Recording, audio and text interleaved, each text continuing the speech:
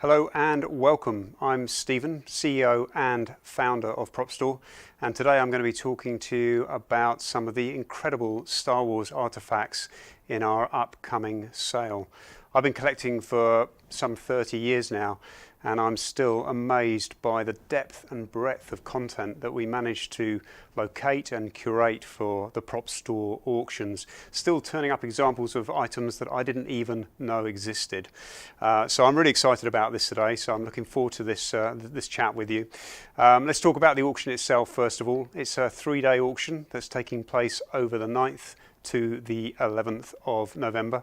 There's over 1,000 lots from over 450 films and television titles. You can bid online, you can bid in person by phone. There's no actual in-room bidding, unfortunately, this year, again, due to the pandemic. Or alternatively, you can place an absentee bid with us as well. If you go to propstore.com/live auction, you can check out the full catalogue, which is live right now. Bidding is underway as we speak. The live auction will be streamed for about 6 to 7 hours per day over the 3 days. It's going to be a lot of fun. Put up a comfy chair and get ready for some of the bidding action and excitement. Please feel free to ask questions as we go. We'll try and respond to those if we get a chance while we're live with you, or alternatively we'll circle back to them subsequently and try and get to as many as we possibly can. So, where are we going to start today with this wonderful table of treasures? I think we're going to start with the X-Wing model miniature sitting right here in front of me. So this is an ILM constructed model miniature from Return of the Jedi, 1983 of course. Now for both Empire Strikes Back and also for Return of the Jedi, ILM actually bought in model kits that were commercially available at that time, and that's a practice that was readily undertaken by the ILM guys for numerous productions as well as other production companies as well. It saved both time, so budget and also time on it as well. So these are complex things to build. So let's talk about some of the modifications that have actually been undertaken to the X-Wing. I think initially what we can look at actually is the paintwork on this. It has a wonderful distressed detailing to it that's been hand painted by the incredibly talented ILM team. And this relates and refers right back to that sort of dirtied and used space that George Lucas talked about so much when referring to the Star Wars environments that he created. But the actual build, from a build perspective, what we have is a weighted body, the fuselage at the back here, and then it has a steel rod that runs from front to back, which actually acts as the motion control mounting point rod as well. So there is a mounting point through the nose here. You can just see that there's a removable panel there, and that's actually where the cables come out through the tip there as well to power it. There's another motion control mounting point on the underside, which is where we've mounted the stand here. And then on the back of the miniature as well, which I'll just very carefully rotate around to camera if we can get that. Let's just see if I can get hold of this with my gloved hand here. This might be a little bit tricky. No, that's not going to come out this time. But just here we actually have a cover plate, and that conceals another motion control mounting point as well. So what that enabled the ILM technicians to be able to do was to set this miniature up from different angles to be able to shoot it and present the miniature from different perspectives. We have actually the detail on the overhead of the wings here is red 4, and I don't know whether we've got a close-up of that or not on camera, but if we haven't, then don't worry about it. But we have red 4 on the top of the wings and then red 5 on the underside, so that could allow it to be shot from different angles and presented as a different X-Wing. But most significantly with this particular model miniature are the thrusters here. So I talked about the electrical connections being at the front of this. The rear of this, each of these thrusters is powered up. These are light up engines. There we go. We've got a lovely shot of that there. This is created pre-cold light technology, so pre-LEDs, which meant that they also had to build in an aluminium housing that went round each of the engine shrouds there just to protect this, to stop them from melting down during the filming process, because there could be long periods where those lights would be switched on, and so they had to ensure that there was no damage that's come to the model during that process. This is a wonderful example of a model miniature from the Star Wars original trilogy. There we go, rotate it back around to the camera for you. Incredibly rare. This is the only example of an X-Wing model miniature that I've ever handled or seen come to market from the original trilogy with light-up engines like this. So a really, really exciting example. And this has an auction estimate of £200,000 to £300,000. So we're all familiar with X-Wings in Star Wars. Let's also talk about another character that we're very familiar with within the Star Wars world, and that's of course the R2 units, the Astromech droids. And they're just coming to life for us there. This particular droid was used in the later films, so this was actually used in 2 films extensively, Rogue One and Solo. It actually has 3 designations because it was reskinned, changed colour, and was presented as 3 different droids throughout those 2 films. So I'm going to give you those designations. It was the R2 M80, the KR2 M80, and the R2 F1P. So as we've demonstrated there, you can see that this has got some life to it. It's fully remote control. We've got somebody off camera just powering this at the moment. So it's drivable, it has light functionality, also has inbuilt sounds as well, but the sounds themselves wouldn't have been used for filming. That's all would have been dubbed in later on. Very, very heavily featured as well. That's what's really exciting about this particular droid. We have had a few other droids from the Star Wars films previously, but this one has been really, really heavily featured.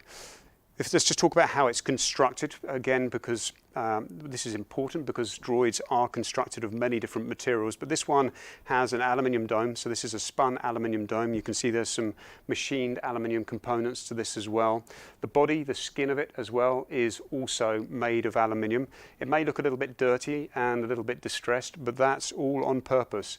This is exactly as it was and hasn't been cleaned since it came off set from its use on the Kessel set, on Solo in fact. So that was the last time that this was filmed.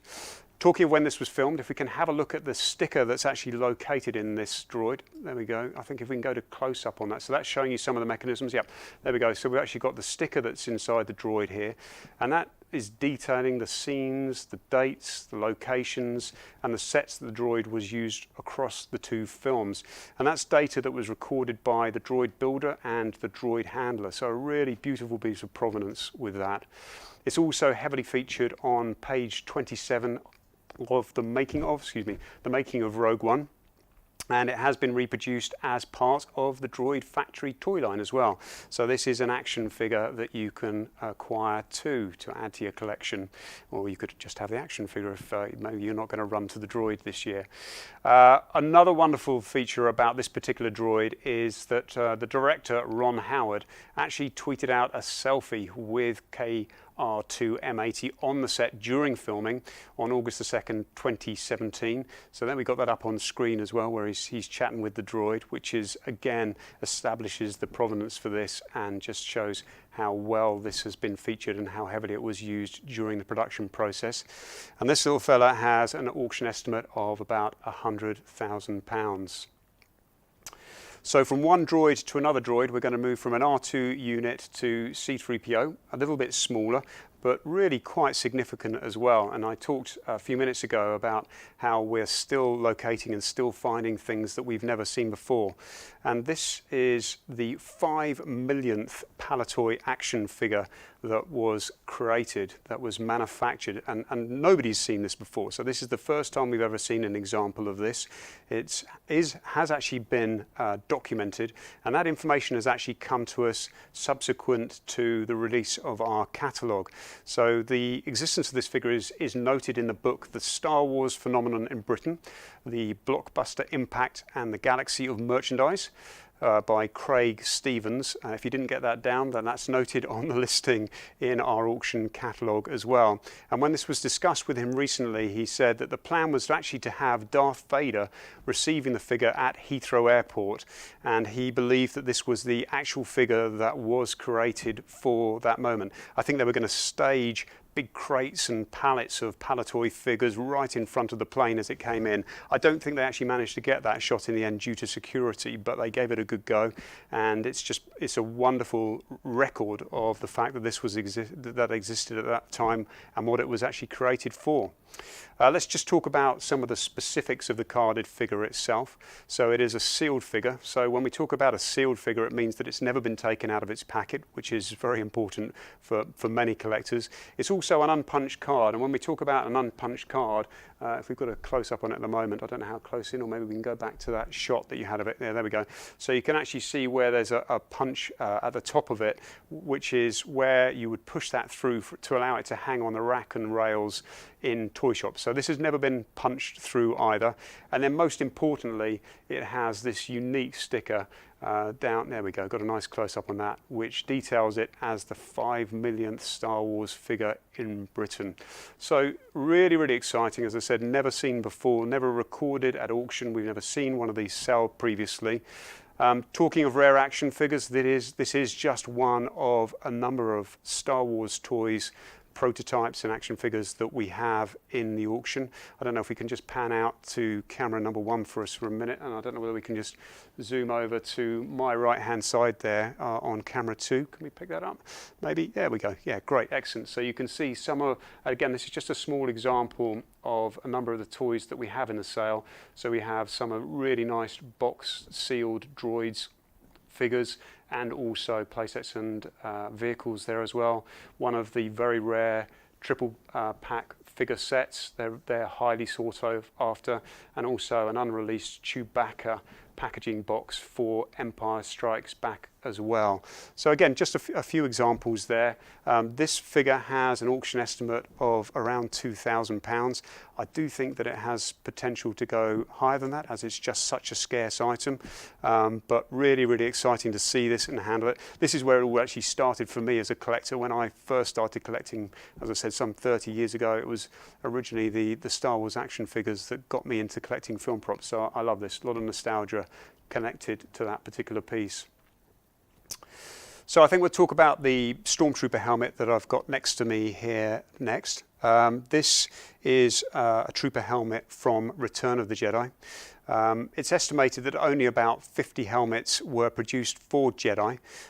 These were modified designs from the prior iterations that we saw in A New Hope and Empire Strikes Back, constructed from vacuum-formed ABS plastic, and then we've got striped decals that are applied to the helmet's cheeks along the side here. You can just see it slightly lifting on one side. Actually, yeah, you've got that in that shot there as well. Brilliant. And then you've also got some more decals on either side on the temples. If we look to the front of the helmet down here, we can see that there are the locators, the wooden dowels where the mic tips would have been present. These are actually now missing. And I should mention also that the lenses are replacement lenses. But other than that, this is absolutely original to its filming condition and very, very complete. And that's what's really rare about this. It is very, very hard to find these in this sort of condition. Normally we see the brow strip missing or the liner missing, but in this particular instance, it's a really complete example. And this is in fact a Stormtrooper helmet that we haven't seen previously. So this is coming out for the first time here at the Prop Store auction, and another discovery for us, and it has an auction estimate of about £100,000. So from the original trilogies here, we're going to now go down to the lightsaber here from the prequels. So this is from Revenge of the Sith. This is Anakin's saber, and this is what we would class a hero lightweight belt saber, and I'll talk about the specifics around that in a moment. This, of course, this particular style of saber is a hugely significant prop in the Star Wars narrative. It's the one saber that features in all 3 Star Wars trilogies. In the original trilogy, of course, it's the saber that Obi-Wan Kenobi, played by Alec Guinness, handed to Luke Skywalker, played by Mark Hamill.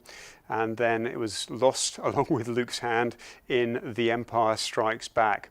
It features again then very heavily in Revenge of the Sith, used by Anakin, and at the end of the big fight sequence, of course, it was removed and taken away by Obi-Wan Kenobi so it could connect back to the original trilogy story that we'd seen previously. And then in the sequels we see it subsequently passed on to Rey, played by Daisy Ridley, and in The Force Awakens, and the story then continues with this particular design of lightsaber. So very, very significant in its design. So it is a lightweight version, so opposed to one of the machined metal versions, it is reasonably lightweight. It's made of a resin material. Let's see if I can catch it in the light there. There we go. It's made of a resin material. It has all of the detailing that you would expect to see on here, the different coloured plating. This is vacuum metallized, by the way, so it's resin that's been vacuum metallized to give it this high polished chrome effect finish. And then we have the rubber grip strips here as well. So a really nice example, and this would have been designed for use where the hero wasn't required, so the close-up hero, which would have been, as I say, machined metalwork. And this is probably predominantly used for hanging on the belt. So if we just have a look around here, and if I can just get that on camera, I didn't mention that, but I should do, you can see that it's actually got the belt clip here, the belt locator. So the likelihood this would have been used in close-up shots where there's a saber hanging on the belt, and it just takes the weight off the costume by using this iteration rather than the hero version. And this has an auction estimate of £40,000 to £60,000.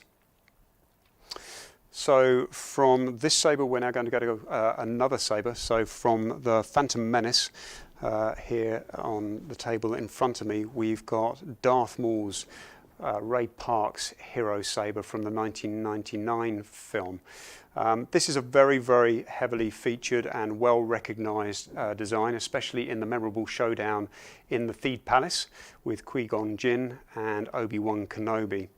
And even though the double-bladed saber was first seen on screen in The Phantom Menace, it actually originated in the comic book series Star Wars Tales of the Jedi. So it was seen there previously and then was integrated into the storyline for the prequels.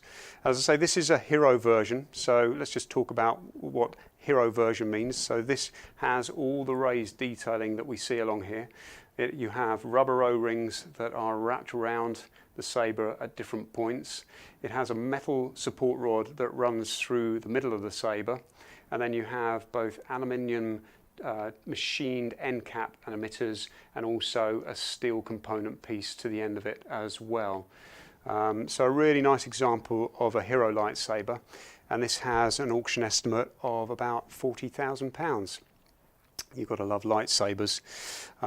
So let's move on to one of the two blasters that we've got here on the table. Now this is again an example of a prop that I haven't handled previously, and I didn't even know that it existed out in private hands. This again is from Revenge of the Sith 2005, and this is Senator Bail Organa's, played by Jimmy Smits, hero blaster.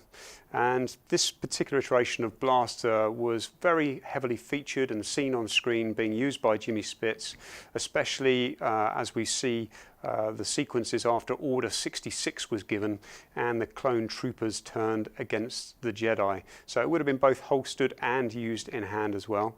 It's also beautifully illustrated on page 186 of Star Wars, the complete visual dictionary. Excellent, there we go. So we've got a shot of that right on screen there as we speak. And then if I just pick it up and talk about the construction, it's got a reasonable weight to it. It has a resin handle here, and then you have a metal plated barrel section that runs across the top with a turned aluminium component to the front of the blaster. It also has a machined aluminium trigger, which is actually sprung, so you can see me just very carefully just pulling that backwards and forwards. So for action shots, there would actually be a practical trigger as well. And this is also accompanied by a number of behind-the-scenes photos and illustrations. There we go, got those up on screen as well, and also a publicity still of Jimmy Smits holding the blaster too. And that has an auction estimate of £20,000 to £30,000. Wow, man, this is really cool stuff. I love talking about Star Wars stuff. So hopefully you're enjoying this. I don't know whether you're managing to absorb all the information that I'm giving to you, but just want to check in to see if there's any questions at this point. Somebody asking to see the inside of the Stormtrooper helmet. Okay, just in case you couldn't hear Tim off camera there, so somebody's asking to see the inside of the Stormtrooper helmet. So if I go to camera 2 with Sarah, and I'll just very carefully pick this up. So can we get that? There we go, just get a little bit of light in there as well. So what we can see here is on the underside here is the rubberized trim. As I say, this again is actually a rare feature for helmets to have retained after so many years.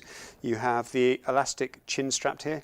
It's a little bit perhaps perished. It's sort of sagging a little bit just over the period of time, over its lifetime there, as the elastic's given a little bit. And then on the inside we can also see, just if I just rotate that a little bit, there we go, we're just getting a bit of light on there. You can see that it's got the hard hat liner that we would expect to see in this style of helmet from Return of the Jedi. Also very dirty and distressed on the inside as well, but that might be real dirt rather than production distressing.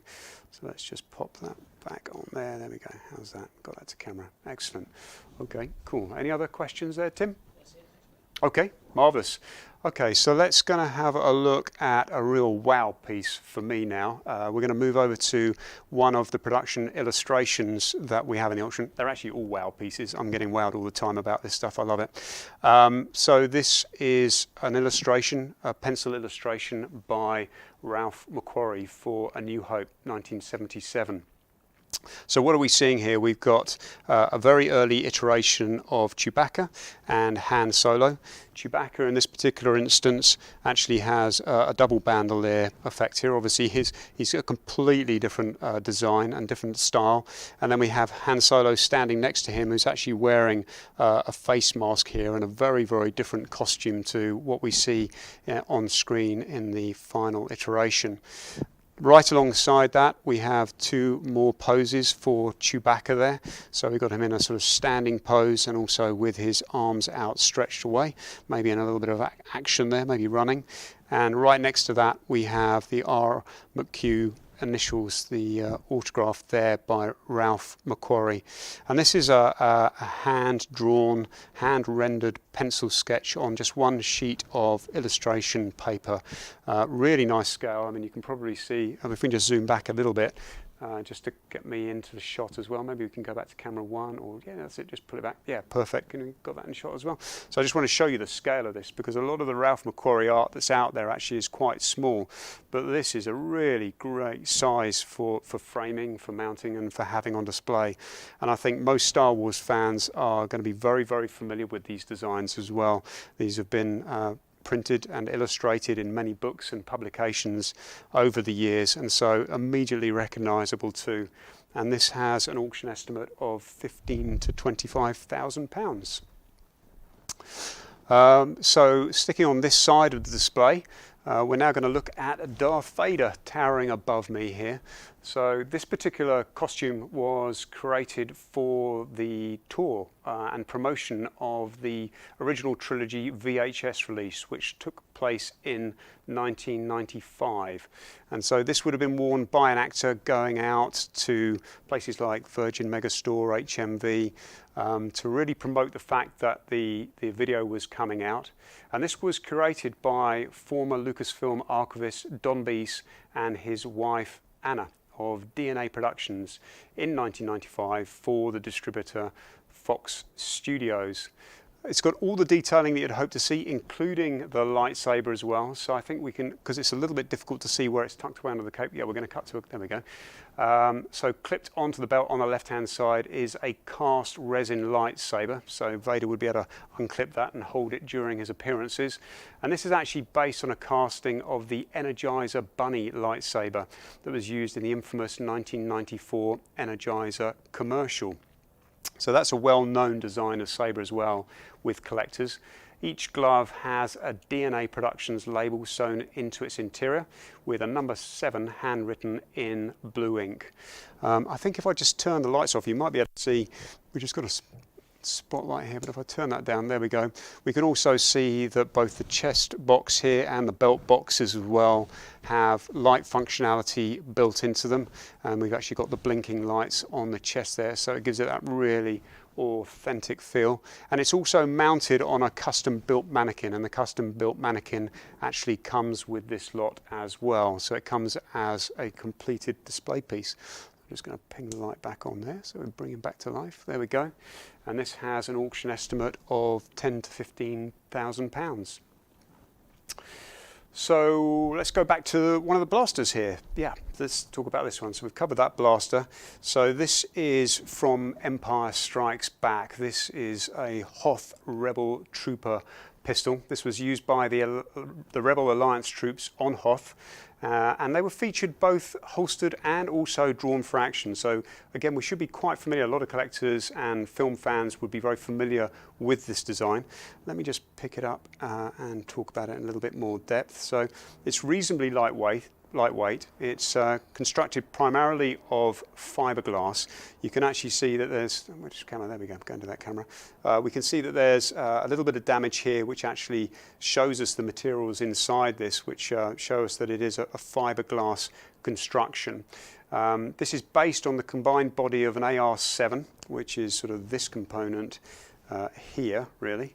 That we're seeing. So that's a known weapon, which is the way that a lot of Star Wars weapons were created. They took period weaponry and then cast them and modified them and added these greeblies and details to them. But in this case, they morphed it with a sterling. So this is a sterling L2 A3 grip that we have here. And then at the end, we have a flared grey metal muzzle piece, which is actually based on the finned rear of a mortar shell. Now, this is actually metal, so I believe this is actually a real mortar shell that has been added to this particular. In some instances, it would have been cast resin, maybe for other reasons. This is actually a metal fin on the end here. I'll turn it to the other side so we can just have a look at the condition on it on the other side as well. You can see that it's got, it's been painted and repainted for a number of times, because you can just see the different style of paint detailing on here. And overall, it's in excellent condition considering its age, and a really recognizable blaster from the Star Wars era. I'm just going to very carefully rest that back on there. I get a little bit nervous about these things. There we go, gently. Yes, okay, we're good. We're safe and sound. Excellent. And that has an auction estimate of £15,000 to £25,000. We're now going to talk about this R2 dome. I hope I'm not bombarding everybody with too much information. There is a lot to go through here. This is only a fraction of the Star Wars lots that we can cover today as well. But let's talk about the R2 dome here as well. So this is from the Phantom Menace era. This actually comes from the Kenny Baker Estate collection, who was gifted this at the end of production. We actually have a number of items that have come directly from Kenny's estate, so please check the full auction catalogue when you get a chance to do so. I'm going to be talking about one of those other pieces in a minute. So we can see from the finish on this that it hasn't been completely finished. It isn't just in its raw cast state. This has actually had a white base layer of paint that's been applied to it. And then if I just sort of very carefully pick it up here and just rotate it round, we can also see that it has sort of 6 holes that have been cut into it where the Astromech Droid's eyes, let me just bring that around a little bit more, there we go, and lenses would have been fitted when completed. So it is an unfinished dome, which is pretty apparent from the way that it's presenting, but still it's a wonderful example of a production-made piece with this fantastic provenance that's attached to it as well, having been gifted to Kenny Baker at the end of production. And this has an auction estimate of £6,000 to £8,000. So sticking with items that have come from the Kenny Baker estate, we have this rather lovely handwritten document that details the personal history of the making of Star Wars from Kenny's account. And this talks about a number of aspects of his work on working on the films. Obviously, it's talking a lot about his role as R2-D2, but also includes his role as the Ewok Paplu in Return of the Jedi. And it specifically highlights how uncomfortable his costume was as well. Of course, the costumes were made by the wonderful Stuart and Kay Freeborn, but apparently they were a little bit hot and sweaty to work in. The document itself is dated the 30th of the 10th, 1996. We can't pin down specifically why this document was written by Kenny. It may well be that he was out doing promotion, doing a presentation or a talk, but it's something that he felt the need to document at that time. It's handwritten in Kenny's hand in blue ink, and at the bottom Kenny has inscribed it, "May the Force be with you," before signing his name at the bottom. and this item has an auction estimate of £400 to £600. And I think this is a really good opportunity to talk about the vast array of material that we have in the auction, not just from Star Wars, but from all the other film titles we have too. We've talked about some very, very valuable items on display today, but we also have items in the low hundreds of pounds. In addition to that, we're also offering payment plans of up to 3 months to help it be a little bit affordable. And we are now taking cryptocurrency as well. So there are alternative methods for payment for these items too. So we have a huge number of other items on display here. I think before we just sort of wrap it up, I should check to see if we have any other questions. Yes, somebody asking if they can have a look at the A and B wing helmets there. The A and B wing helmets, yeah, sure, absolutely. So we're just going to step to the back now. I don't want to get in the way while we're doing that. So we're going to go to camera 2. So those are right at the back here. Maybe I can rotate this round or hold this up for you just to give you a little bit more detail. Again, I want to do this nice and carefully, but I can bring this up into camera, into shot a little bit more. As you can see, these are partially finished, so these are not completed helmets. They have a lot of the detailing and dressing on there that we would expect to see, and they're both comparable in that manner as well. So I can very quickly just pick up the other one for you at the same time. There we go. It's like holding an award of some sort, isn't it, really? Hang on a sec. There we go. Star Wars helmets, man, aren't they just a thing of beauty? And there again, you can see as I'm holding up, yeah, great, we got that in camera. Just some of the wonderful detailing and paintwork and distressing that's gone into these as part of the key design for these films. And you can see the padding as well. You've got this sort of foam padded area which is lined at the same time too. How's that? Does that do the job? Yep, brilliant. Okay, perfect. Let me pop that down there. There we go. I don't know whether you want to just quickly pan around some of the other wonderful items that we have on display here. You can try and take them all in. We've got some of the Harry Lang art up the top here. I don't know if we can zoom in on that. There we go.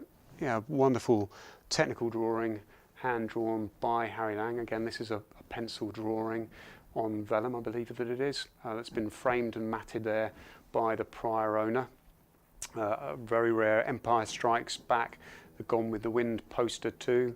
Some original items that were on sale actually in Harrods, the big pieces of art that we have at the back here of the 2 helmets, and we have one of the Saber in the middle. I'm probably throwing you all over the place here with the camera, but perhaps you can capture some of those. There we go, got the other camera on it as well. Fantastic. We're not going to get a chance to talk about everything today, of course. If you would like to talk about any of these items in more detail, then please reach out to us at auction@propstore.com, and then we can arrange a one-to-one Zoom viewing with you if you'd like to do that, or we can send you high-resolution photos as well. But we love talking about these items, so please do reach out to us if we haven't covered something specifically that you'd like to chat with us about. Thank you so much for joining me today, and of course I'd be remiss in not saying, may the Force be with you.